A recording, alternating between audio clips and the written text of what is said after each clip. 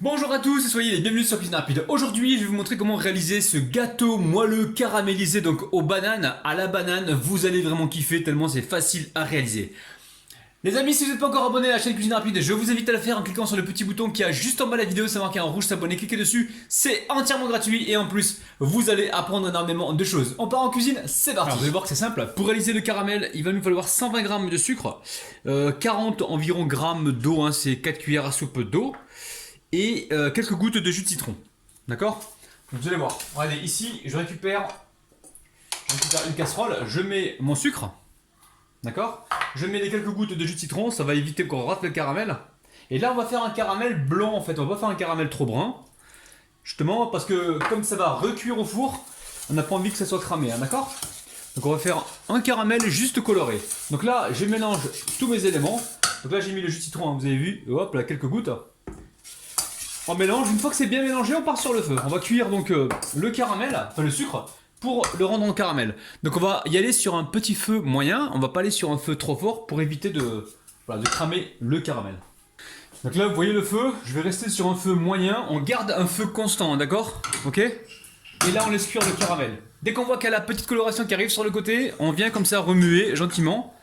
Voilà, jusqu'à ce que le caramel, le sucre cuise et devienne caramel. Ça prend environ 3-4 minutes, environ, hein, faut toujours surveiller. Alors, pendant ce temps-là, je vais couper mes bananes en deux, donc sur la longueur. Alors ce qui est important, juste avant de préparer votre caramel, préparez donc un moule comme ça, qui fait environ 23 cm. Vous le beurrez une première fois, vous mettez une feuille de papier cuisson au fond, et vous rebeurrez une deuxième fois. Ça c'est très important, ok? Là j'ai mes bananes, je les épluche, et je les coupe en deux, et on se retrouve tout de suite. Alors, quand vous voyez que ça commence à colorer comme ça, vous venez mélanger. Vous restez sur un petit feu moyen, d'accord? Dès qu'on a une couleur blonde, on retire du feu et on verse directement sur le papier, enfin sur le moule recouvert du papier cuisson. Donc là, je suis en train de couper mes bananes, je vous les montre sur la longueur. Et prenez des bananes qui font environ la même taille, d'accord?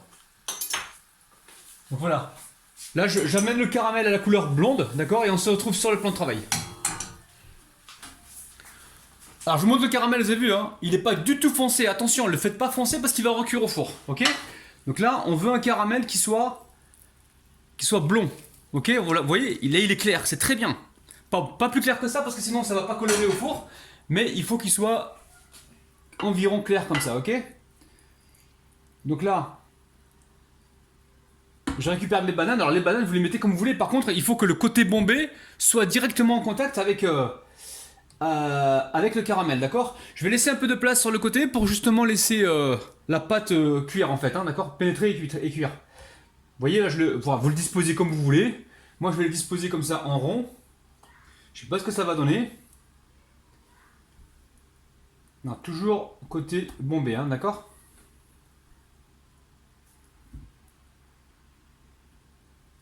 Alors vous pouvez les couper aïe, en petits morceaux hein, si vous voulez. Ouh, je me suis brûlé les amis. Waouh, vous avez vu le caramel? Il s'est collé sur ma peau. Allez.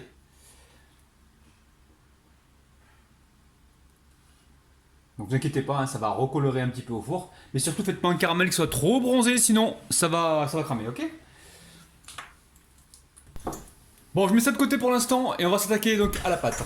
Alors pour la pâte, c'est très simple, hein, il va nous falloir 280 g de farine. Ici, j'ai 120 g de sucre. Nous avons 2 œufs entiers, nous avons 15 g de levure chimique, une pincée de sel. Donc la pincée de sel, elle est là, je la mettrai tout à l'heure.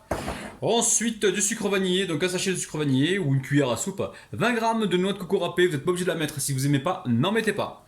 Il nous faudra 130 g de lait, 80 g de beurre fondu. Voilà, on va pouvoir passer à la recette. Donc très simple, on va mettre le sucre dans le saladier, hein, d'accord? On met également le sucre vanillé, le sachet de sucre vanillé. Et on va mettre également le beurre. Alors n'oublie pas la vanille. Hop là. Et on va venir mélanger. Dans un premier temps, on fait ça, d'accord? Ça sent bon déjà. Hein. Vous mettez le four à préchauffer à 170 degrés. Hein. Alors ensuite, on va pouvoir mettre la pincée de sel. La pincée de sel, on va venir mélanger rapidement. On va y ajouter les œufs. Vous allez voir, la recette elle est simple comme salam alikoum. Elle est facile comme bonjour. Alors une fois que c'est bien mélangé, on va poursuivre avec le lait. Donc le lait, si jamais il est trop froid, vous le passez un petit peu au micro-ondes, mais il faut qu'il soit un petit peu tiède. Ça va mieux se mélanger en fait si c'est tiède que si c'est trop froid. On aura une pâte qui sera plus souple à l'arrivée, hein, avant de mettre dans le moule. Donc vous avez compris, hein, les amis. Hein. La recette elle est facile. Ici je mets la noix de coco râpée. Je mélange. Donc à chaque fois que vous ajoutez un ingrédient, vous venez ici mélanger. Alors une fois que c'est fait, ici je récupère la noix de coco. La noix de coco, oh là là. La farine, pardon. Oh là là là, il est fatigué le rabinou. La farine, on va mettre également la levure chimique. Et on va mélanger. Est-ce que vous entendez les pies à l'extérieur? Je les ai habitués, je leur donne tous les jours à manger. Et là, à chaque fois qu'elles me voient pas, en fait, elles me voient pas sortir dans le jardin, ben, elles crient en fait pour que je sorte. Vous entendez là? C'est un truc de ouf. Et hier, j'ai testé un truc, je leur ai donné des pâtes à manger, il me restait des pâtes. Mais elles ont dégommé les pâtes, je suis sûr que c'est des pies italiennes que j'ai dans le jardin. C'est un truc de ouf. Les pâtes, elles adorent. Prochainement, je vais tester le tagine, je vais voir si elles aiment le tagine. Bon, ensuite, on récupère le tamis et on va venir tamiser donc nos deux poudres. Alors, là on tamise. Donc attention les amis, mettez pas le feu trop fort, enfin le four trop fort. Respectez la température de 170 degrés. Si vous mettez trop fort, le problème c'est que comme c'est une base caramélisée, vous risquez de brûler votre caramel. Hein. Ok? Donc là, on mélange et on se retrouve tout de suite.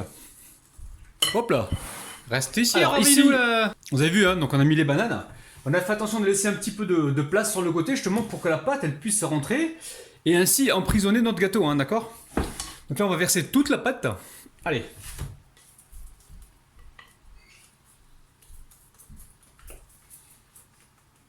Allez, on pousse la pâte comme ceci.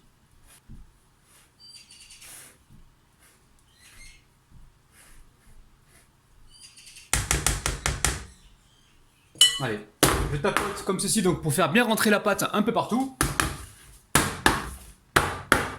Donc le four il est en train de préchauffer à 170 degrés et nous partons pour une cuisson d'environ 25 minutes, hein, d'accord? A tout de suite.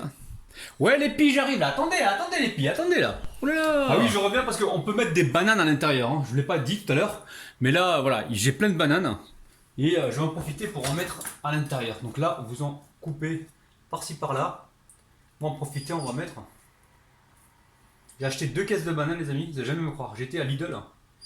Ils avaient des bananes qui leur restaient en, comment dire, en stock en fait, ils avaient des caisses de bananes qui mettaient devant les caisses et c'est des caisses de bananes à 1 euro en fait.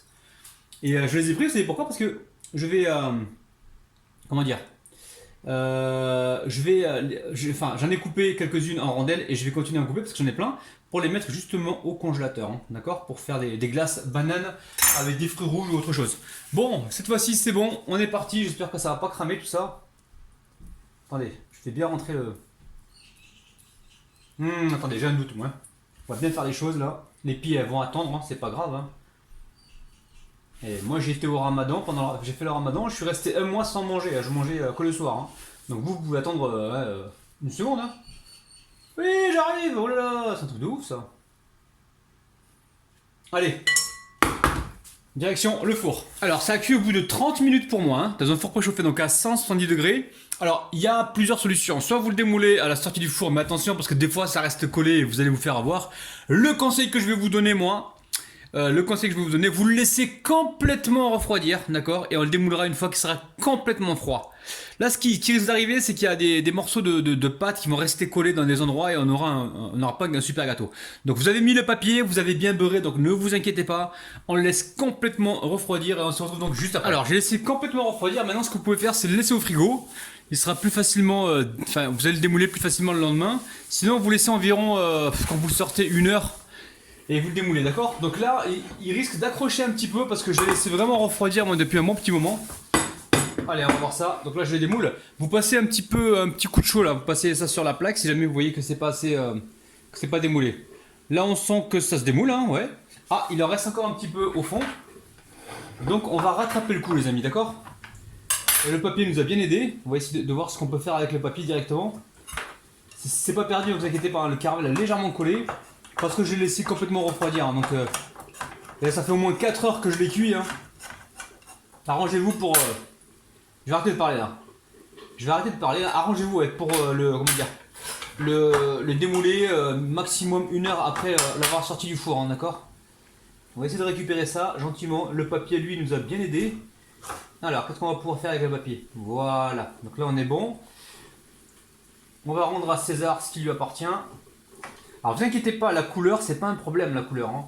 La couleur, on va mettre un petit peu de brillant dessus. Un peu de nappage d'abricot ou alors de confiture d'abricot. Regardez, là on récupère ici. On fait du rafistolage, mais vous inquiétez pas, ça va tenir. Rafistolage à la Rabinou. Donc le papier, c'est très très important, hein, d'accord? Le papier, très très important. Pourquoi? Justement pour... C'est bien confit, vous avez vu, hein? Comme ça vous aurez moins de galères en fait. Vous voyez, là on partait sur un gâteau qui était un petit peu abîmé et on l'a rattrapé. Hein. Pas de gaspillage chez Rabinou. Mais surtout, ne vous inquiétez pas pour la couleur. On va rattraper ça. Alors. Là, je sais pas si vous entendez, mais il y a un orage de ouf dehors. Alors, j'ai chauffé ici ma confiture d'abricot et je vais venir napper le dessus, hein, tout simplement.